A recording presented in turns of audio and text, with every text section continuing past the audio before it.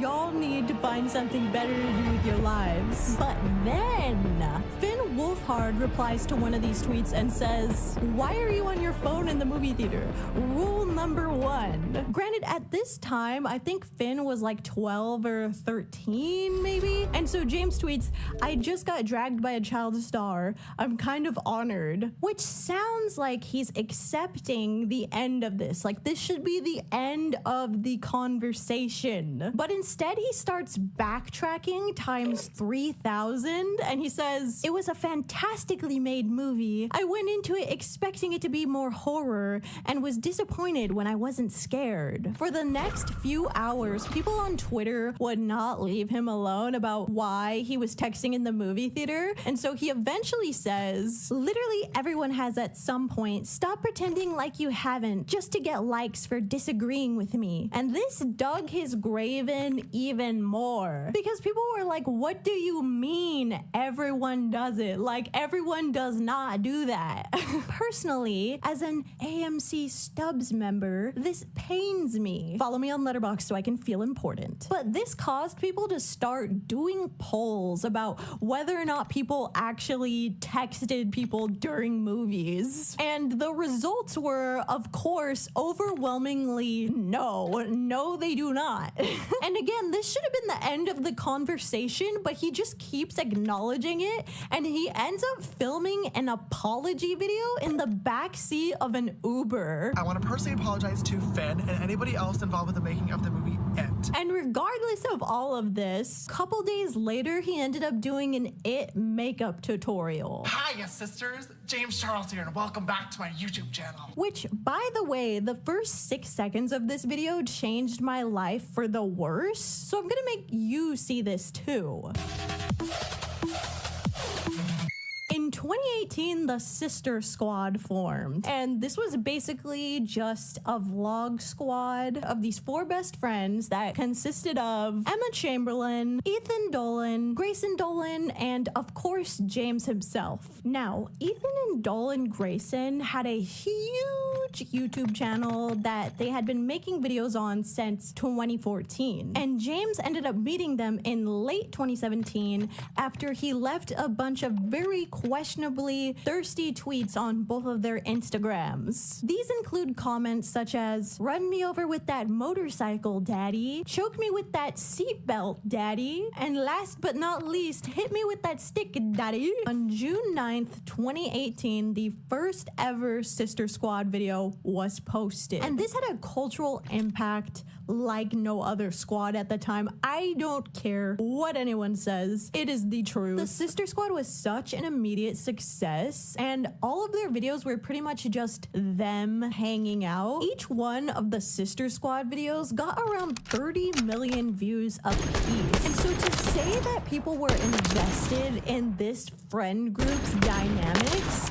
would be an understatement. The most notable dynamics in this friend group were that of Emma and Grayson, because it was heavily theorized that these two were secretly dating, with fans constantly speculating about them and making entire compilations of their interactions. And secondly was the dynamic between James and Grayson. It was pretty much an open secret that James had a crush on Grayson, and there's entire compilations of him unsuccessfully flirting with him. And definitely some of these incidents were pre-planned as a joke, but there are also many that are straight up just very raw, very real. Like you can feel the rejection in the air. You're like, oh. And this is all very important to remember for when we get to Bye Sister. So just keep this in mind. And despite this group being able to make millions and millions of views per video, and despite the way they seem so close in these videos, these two things had appeared to cause some turmoil. Because by February 4th, 2019,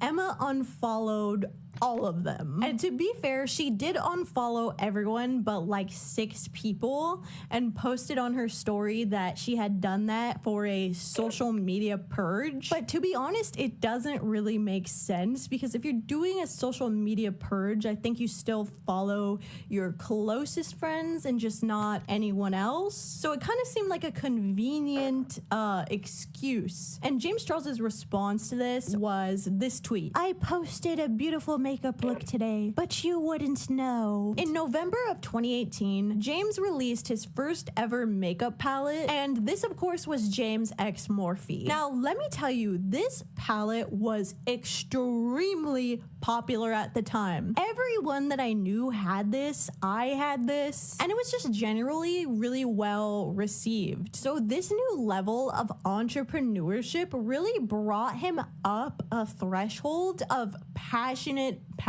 fans. Like, he did an appearance at a Morphe store in Birmingham, and 8,000 people showed up to the mall to see him, and it literally caused gridlock outside of the store. Like, people were trapped in their cars. That is how popular he was at the time. However, it wouldn't be long until James found himself in another controversy. Also, oh my god, I almost forgot to mention that he was singing unprompted in front of this Morphe as well.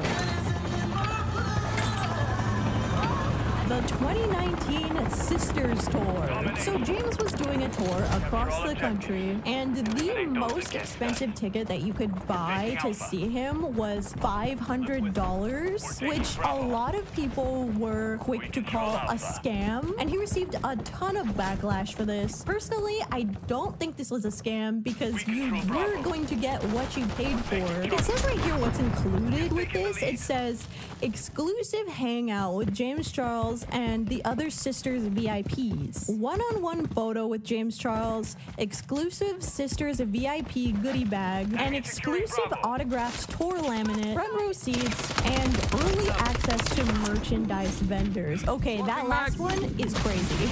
Like, if you're spending $500, I think you should get some free merch. In no way do I feel like this is worth $500, and like, in my perspective, I would feel like an asshole to hide a meet and greet with me behind a $500 paywall. However, if you really wanted to have all of that stuff and spend $500, that is your business. James did say that he would try to talk to his team about lowering the prices, but they did remain the same. And in case you're wondering what the luxury VIP James Charles experience was like, there's a video on YouTube titled "I Paid $500 to Sing with James Charles," and it's him surrounded by a huge group of girls singing "Listen" by Beyonce very poorly. Time has come for my dreams to be heard. A genuine perk I see for anyone who went on this tour, though, was that they got to witness the new rules kick in real time. This became a meme just purely out of being the perfect storm. People just found out that some tickets to the tour cost $500, and then they see this poor singing and poor dancing and that third miscellaneous kick. Let's take a break to talk about something that definitely isn't overpriced. Today's video is sponsored by Care Of. You guys, I'm so excited that Care Of decided to partner with me again, because I genuinely love my vitamin packs. Like, Care Of has truly made remembering to take your vitamins and incorporating them into your wellness routine so convenient. And all I had to do to get the vitamins that were right for me was take this little online quiz, and it basically asks you questions about your lifestyle and about your health goals. Then boom, Care Of sends you doctor-backed recommendations right to your door in compostable packets. So when I took my quiz, I said that I was concerned about my skin health, my eye health, and also that I wanted to improve my focus. And they ended up recommending me astaxanthin, that's good for your eye and skin health. Then I got some ceramides, which is of course also good for your skin health. I got some Rolliota, which is for stress and focus. And honestly, I can really rave all day about all of these because since I've started taking these, I'm hooked and I've never been more satisfied with my skin, my hair, and my focus. Like, I feel like I'm genuinely getting good results. Carob also has these wonderful copies that I love their collagen. Seriously, I have tried other collagens and I hated them. They wouldn't dissolve in my coffee. They had a weird taste and like it would just change the consistency of the coffee itself. Like it was horrible. This is very important to me. Like you guys don't even get it. So if you want to be super stoked, have some personalized vitamins that are research-backed and reap all their benefits, click here to take the quiz and use my code NikkiC for 50% off subscription items in your first order. Thank you so much, Carol, for sponsoring us today. And now back to the video. Welcome back. Now we're entering the calm before the storm. And what I mean by that is we are on the cusp of Dramageddon. That's right, it was early April 2019. And no one had a single clue that the biggest drama the internet would ever see was about to occur. Now, let me introduce you to the essential characters of Dramageddon. Okay, so here we have Tati Westbrook. She was a beauty guru as well as James's mentor and close friend. He even referred to her as a mother figure. As you can see here, this is James doing Tati's wedding makeup. Like that's how like this they were. And prior to these coming events, Tati had started her own supplement company in 2018 called Halo Beauty, and they basically sold like hair vitamins and skin vitamins, hoopla hoopla. Enter Jeffree Star. If you don't know who Jeffree Star is, he's probably in the top 10 worst people on the internet. And to fully explain why that is, that would require like a whole 3-hour video. The TLDR is that he has a very successful makeup company called Jeffree Star Cosmetics, and his channel at this time was massive in the beauty community. However, not as massive as James's. And side note, in 2024, he lives on a farm and sells yak meat. So there's that. Our last big Dramageddon figure is Shane Dawson. Now, Shane is probably also on that top 10 list of worst people online. Come to think of it, James is too, but we will cross that bridge when we get there. What is important to know now, though, is that in the landscape of 2019 YouTube, for some reason, Shane Dawson was like a respected documentarian, and he had just done a documentary series about Jeffree Star. Looking back on it, these videos were not good, and 60% of them were just like filler, but each and every one of them got around 30 million views. With that in mind, this brings us to Coachella 2019. This is where it all kicks off, dude. During this time, James was seeing an influencer named Gage Gomez. Seeing in air quotes because it was less of an actual relationship and more of an actual like bi-curious experimental time on Gage's end. But they were photographed at this Coachella multiple times, which made fans start to speculate that James had a boyfriend. And so a lot of people began to tweet James about this. And he actually responded to one of these tweets saying something along the lines of, "No, I'm sadly still single. I was manipulated by a con man." I looked everywhere for this tweet. I know I read it and I remember writing down what it said at some point, but I just can't find it anymore. So sources that trust me. James then subtweeted about Gage several times over the Coachella weekend, including this one, which says, "I'm sitting sobbing in my hotel room at 8 a.m. and have to be on set in an hour. This is no one's fault but my own, because my dumb ass continues to go for the same type of insecure cute boys, and it gets me hurt every single time. I fucking hate myself. Tensions are rising. Things are bubbling up, okay?" And the next day of the festival, James ended up getting mobbed by fans because for some reason he didn't have like a VIP ticket, which would have let him into like exclusive spaces to not be around so many fans. And so all these people were running up on him, right? He's like, "Holy shit, what do I do? And this led him to text his friend and fellow beauty guru, Nikita Dragon. And he asked her for help out of this sticky situation. And so she connects him to the Sugar Bear Hair team because they had their own VIP tent with space and they were gonna let James in exchange for him doing just one Sugar Bear Hair ad on his Instagram story. And so, with no other choice, he signs the contract and gets in that tent. But let it be known that Sugar Bear Hair was a very popular vitamin brand, as in beauty vitamins, as in for your skin and face, aka a direct competitor to Tati Westbrook's brand Halo Beauty. Dramageddon has arrived. Her story in the making. On April 22nd, James posted his contractually obligated ad on Instagram. Notably, as you can see here, he's actually promoting their sleep gummies, not the skin or hair ones. But he does this, and then he gets on a plane to Australia. For what I'm about to say next, at this point in time, Tati Westbrook is 37 years old, and James was only 19. By the time James landed in Australia, Tati had already posted multiple stories of her crying and saying she feels so betrayed by a close friend and how she's been taken advantage of by somebody who she thought she could trust and she helped so much. And it was very obvious, like,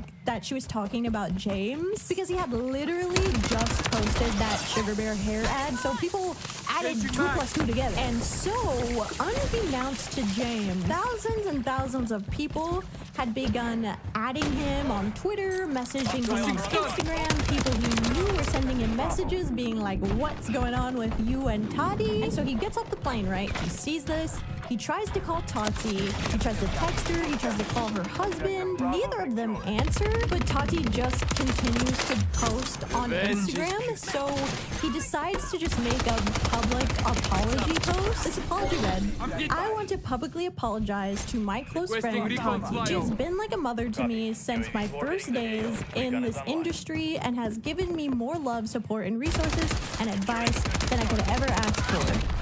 This weekend, I did an Instagram story for sleep vitamins that I've been taking because the brand helped me with security when the crowd around me at Coachella became unsafe. I did not accept any money for the post. As most of you know, Tati has a vitamin brand which I take on a daily basis. But at the moment, I did not think about the competition, which was a major oversight. I've supported Tati both online and off like she has done for me, and I'm devastated that I hurt somebody that I truly love and have endless respect for. I think the mature thing for 37-year-old Tati to do after seeing this would be to just talk to him, but instead she just continued ignoring him and posting about this situation and crying online. And so, a few days later, on May 4th, 2019, Gabriel Zamora, another beauty guru, posted this video titled Makeup and Opinions. And during this video, he indirectly talks about the drama going on between Tati and James, saying that it's stupid basically that Tati keeps like subtweeting about him but won't actually say what's going on or just talk to him. And he's honestly so right. Like, this 37-year-old woman just implying that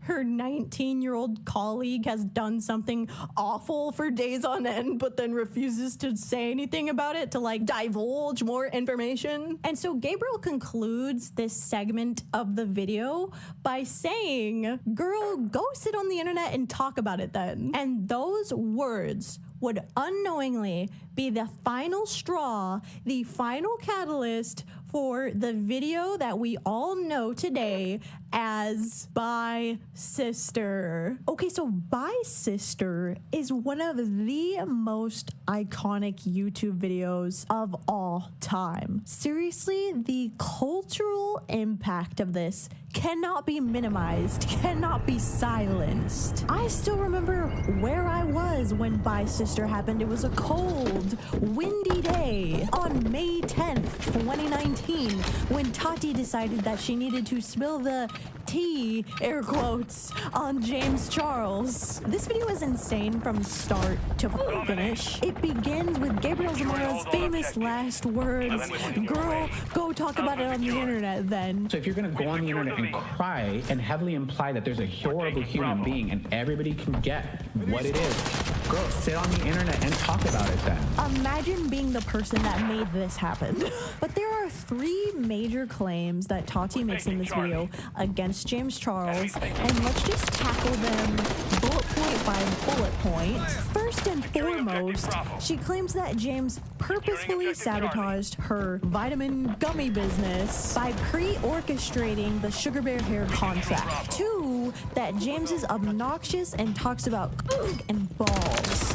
Three, and the most serious one, is that he tries to manipulate straight men. But let's just start off with the vitamins. Tati lists multiple ways in which she supported James over the years, from pouring over contracts for him, setting up his Google AdSense, sticking by him even after he tweeted about Ebola. But despite all of this stuff that she's given him, she claims James gave her no warning before he posted his Sugar Bear hair ad, and also that he actually made the whole Coachella security thing up, like he wasn't getting bombarded by fans or anything. He just already planned to do the Sugar Bear hair ad. Her reasoning is that there was no way that a company would ever just go out of their way to give you a contract just like that, and so he has to be lying. And even if there was a security problem, even if he was getting brushed by fans, he should have simply walked away. You should have walked away. You should have held on to your integrity. You're phony. I know that now. These are all really interesting things to say because at the height of James's fame, I would think that a lot of companies might want to leap at the opportunity to work with him. I also kind of love it. I'm kind of gagged by the way that she just says, walk away from people mobbing you. A lot of people are like, what was he supposed to do? It's dangerous. It's like, leave. Go home. Why are you drowning? Just breathe. Why are you getting cyberbullied? Walk away from the computer. She goes on to blame him for potentially losing thousands and thousands of dollars due to his Instagram ad because nobody's gonna buy two different brands of hair gummies. It's not a palette. It's not something that people buy multiples of. But she then contradicts herself by saying that she doesn't need ads, she doesn't want ads, and her product is selling like hotcakes. We're selling like hotcakes. Like, I don't need to at this point. And if it seems as if I'm going on about this first bullet point for a while, it's because the majority of the video is actually about the gummy vitamins. She claims that James said that he couldn't advertise for Halo Beauty on his channel because he had too many young fans watching and he didn't want to like market them supplements. And so she's like, but here you are on your Instagram story selling sleep pills to kids, which is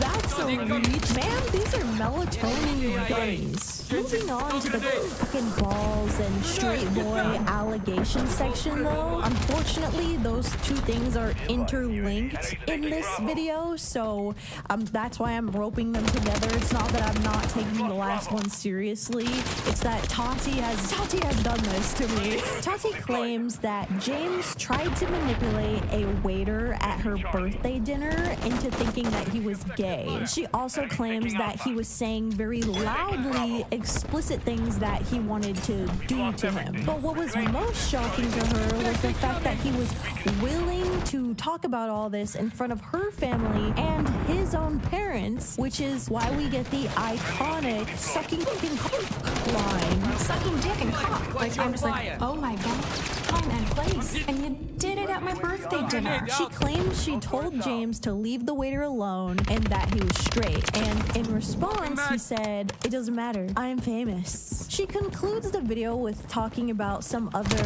vague instances of James trying to manipulate straight men and claims that the only reason why she's posting this is because it's a last-ditch effort to get through to him so that he will stop trying to manipulate and seduce these straight men. Okay, let me just do a quick disclaimer here. I'm gonna be treating the bi-sister allegations as their own separate thing, not really trying to connect them to further allegations, because I feel that will get very crazy and twisted, and that's not what I want, because a lot of bi-sister, as you will see, gets debunked, whereas in the future there are actual victims that James has, like, with receipts, you know? So I don't want Dramageddon and like that world intermixing out of respect. And so with that in mind, we need to talk a little bit more about the elephant in the room with bi-sister, and that is that Tati spent the majority of the video talking about her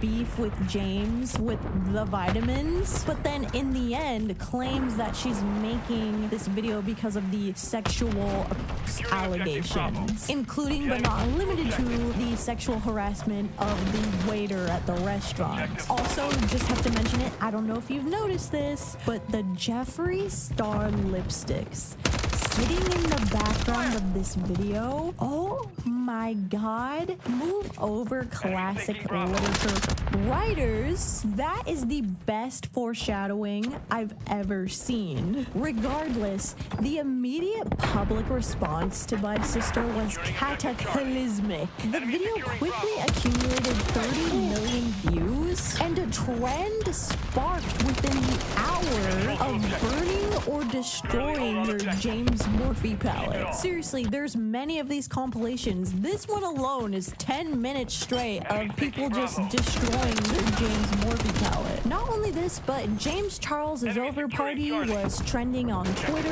My personal memory of this is going on Snapchat and seeing on one of my friend's stories that there was a line out the door at my local Ulta of girls just returning the James palette. I really wish I could have found footage of that, because it contributes to a bigger picture here, and that is, I think everybody had a little bit of mass hysteria with this, because I have just never seen people react in the way people reacted to bi-sister. Like, people have done other alleged things that are of equivalent or worse, and we have not seen something like this happen. Anyways, though, within all of this havoc, later that night, James posts an apology video simply titled Tati. This is a 9-minute video, but I'm going to bet the actual amount of talking in it is more so around like 4, because in it, James is very clearly jet lagged and tired. Like, he's whispering, he's talking really slow. And not only that, he only apologizes for disrespecting Tati. He doesn't confirm or deny any of the other allegations. He just says he needs to be more careful of his relationships in the future in the public eye. And so he posts this, and to say that people didn't receive it well would be a flub. It'd be a little flub. As soon as this video dropped, a ton of channels began live streaming the live sub count of James Charles losing thousands and thousands and thousands of subscribers, meanwhile showing Tati gaining subs. I'm not joking with you guys when I say there was probably like 300 of these channels all active at once, and in the live chat, people were goading them on like a sports event before permanently online makeup girlies. At least partially because of these live sub trackers, James Charles would become the first YouTuber to lose 1 million subscribers in one day. There were a ton of memes about the Tati apology video floating around, and let's just say all of the breathing in it did not help the case.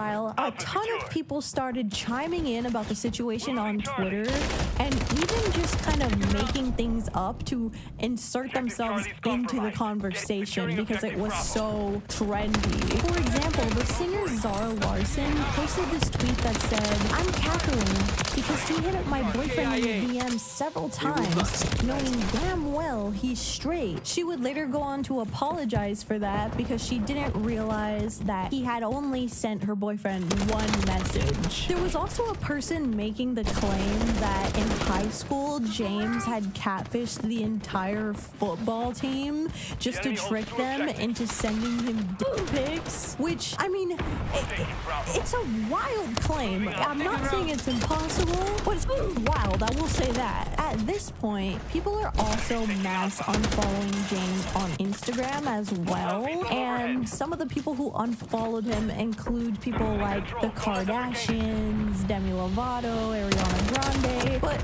most importantly to all of this is the fact that every single one of the members of the Sister Squad unfollowed him, which effectively ended it. The next day, May 14th, Gage Gomez uploads a video titled "My First YouTube Video," and in it, he talks about how James, having subtweeted him, had actually caused a shit ton of his fans to come to his page and start threatening him and harassing him. He also says that James realized that these subtweets were wrong because he ended up apologizing to them and deleting them, but essentially he just wanted to clear his name out of this. Confusingly though, shortly after this video was posted, he went on an Instagram live stream, and when somebody asked him if he was single, he said that he had just been dumped, and seemed to have implied that it was either James or related to James in some way.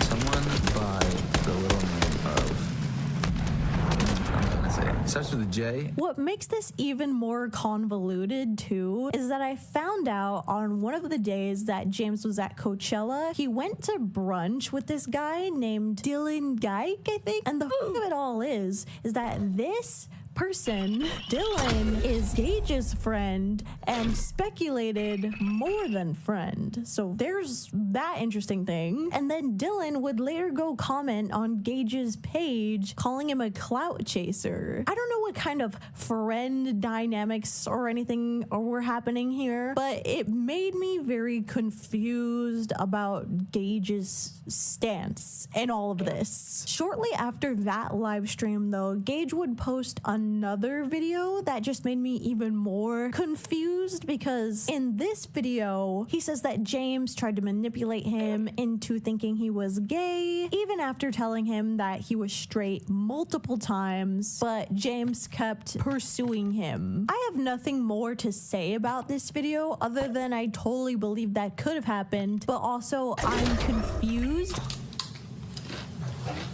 Alrighty, here we are. I'm just a little bit lost in it all. Let's move on. While all this is going on, Ian Jeffrey, aka James's little brother, tweets out, "Why does everyone act so tough over the internet?" And Jeffree Star chimes in with an AK-47 for no reason. He says, "Why is your brother a predator? Why did you really move back to NYC?" Exactly. Shut the f up. For context, I guess Ian had moved back to New York City to be with their parents recently, but saying this to a 17-year-old that probably has no idea what you're talking about, it's so Jeffree Star. Like, at least he stays on brand. Like, he just continues to be a bad person. But Jeffree ended up continuing, and he said, "There's a reason why I haven't seen him since Tati's birthday in February.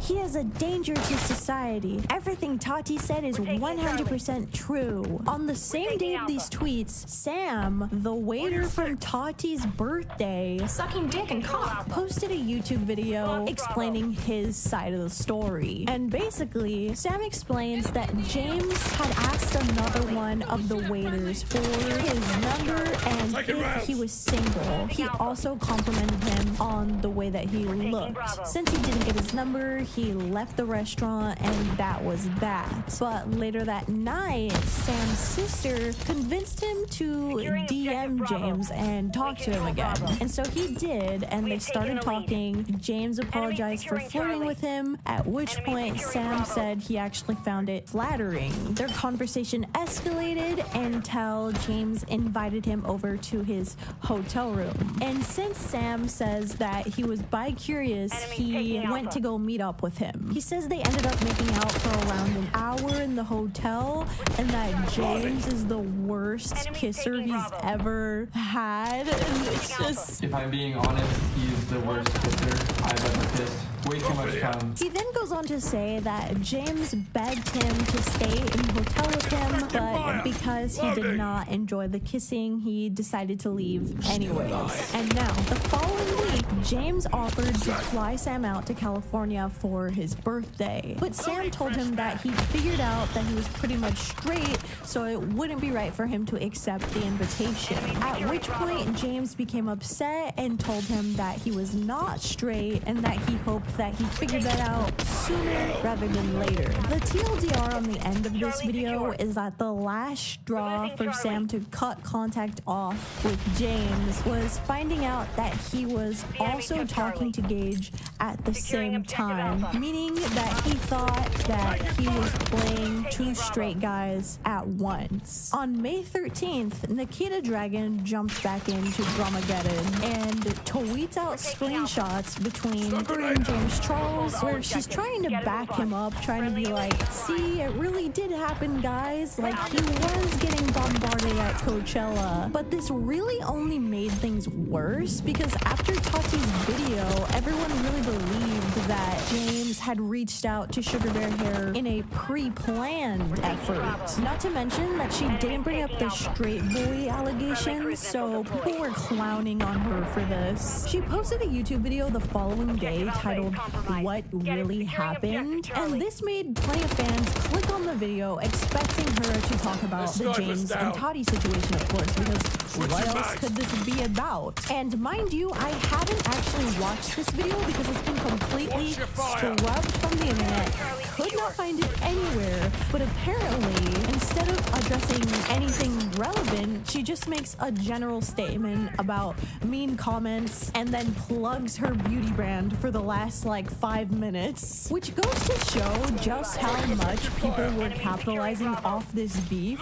I mean, Nikita Dragon literally was there at Coachella with James. She could have said something about the subject, but she was like, I'm gonna get in on this with my Dragon beauty brand. This same night, Jeffree Star goes on Snapchat and starts talking about how he has crazy receipts on James and he's gonna be exposing him very soon. And I have to say, this is probably my least favorite thing that Jeffree does all the time, is that I feel like he actually does have crazy blackmail against people, but he only ever uses it for his own self-interest. Like, if he has something insane, some kind of crazy proof that James Charles has done something beyond the pale that we don't even know about yet, the only way he would leak it is if it was in his benefit. On May 17th, Tati Westbrook posts another video addressing this whole situation called Why I Did It. And for some reason, this video hasn't been archived. I was only able to watch someone else's reaction of it, but the basic gist that I got was this was just her doubling down on what she had said previously. Only now she says she wishes people wouldn't take sides between her and James. But little did anyone know, the next day on May 18th, James would upload No More Lies, which is probably the internet's biggest Uno reverse. Since there's so many claims in Bai's sister and so many debunkings and not debunkings happening in No More Lies, we're just gonna take it category by category again. Name of claim, state of claim. So firstly, she said the ad was pre-orchestrated. It wasn't. He has proof, screenshots that he talked to the Sugar Bear Hair team on the grounds at Coachella. 2, she said James didn't give her any warning before he put up the ad. He only said something after, which is not the case, and he had screenshots of their text message where he warned her in advance, and to which she replied, "I'm so hurt," and then he did a lengthy apology. 3, she said that James said he wouldn't talk about Halo Beauty on his social media or his channel because he didn't want to promote supplements to young kids. This is a really weird and strange lie. Like, he promoted Halo Beauty multiple times across his social media pages. So I'm trying to understand, Tati. I'm trying to understand why lie about such minuscule things. I just received a package from Halo Beauty. This is Tati's brand new brand. Another one of Tati's claims was that James had been using his power, influence, and money in order to extort sexual favors from people and manipulate them. To which James admits that he's a 19-year-old virgin, and that isn't the case because he's not fucking. But I will say this, at 12:40 in this video, he says, "Will never use my fame, money, or power to manipulate or get any sexual actions from a guy." Which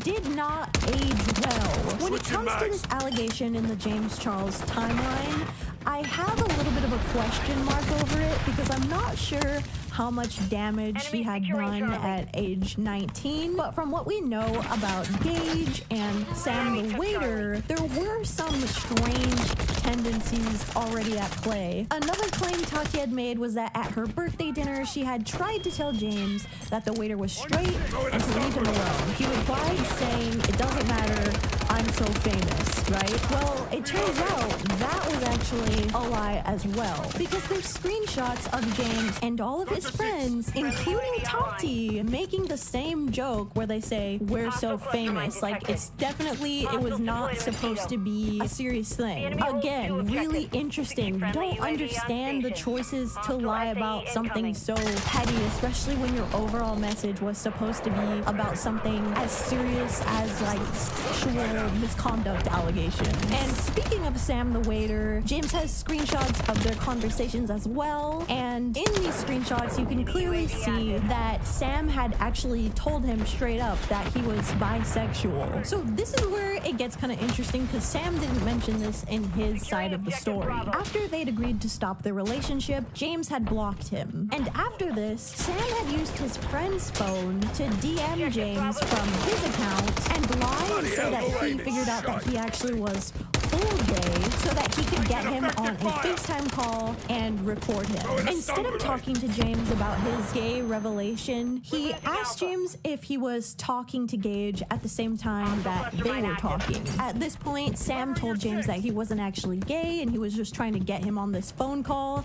and so James hung up. But then, after the call, Sam texts him that he's basically confirmed bi, which is why in Sam's video, you saw the screenshot of James saying that you're not straight, you'll never be straight, the sooner you figure that out, the better, etc. Now, outside of Tati's allegations, Jeffree Star had personally been texting James that he had a bunch of dirt on him and that he was going to expose him for various things sooner or later. And so at this point in No More Lies, we start to address that. And so Jeffree's claims are as follows. Number 1, that James had been talking shit about him. Number 2, that James had tried to force Jeffree's brother-in-law to like him and sent him unsolicited, inappropriate pictures. Thirdly, that James had trapped Sam the waiter in his hotel room and that they were all going to get together and film a video about how that happened and expose him. Lastly, and this is the craziest one, that he had tried to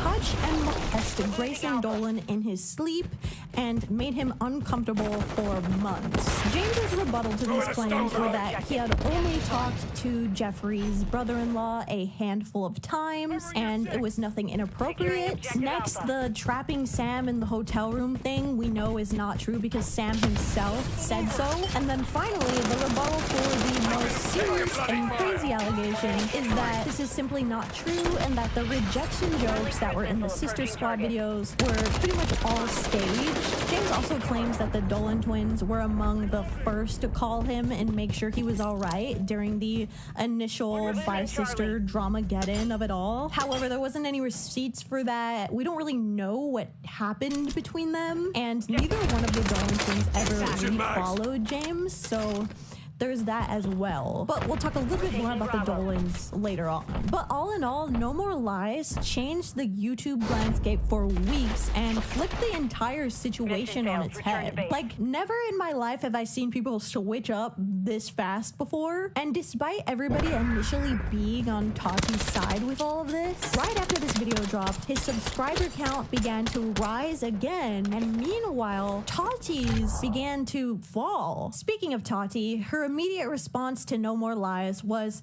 to get on Twitter and say things like this. I've left town on a digital break to heal and pray for healing on all sides. My family made me aware of what was just posted, and I'm disappointed to see it littered with so many lies and half-truths. I stand by my videos. Do not twist my words into what they are not.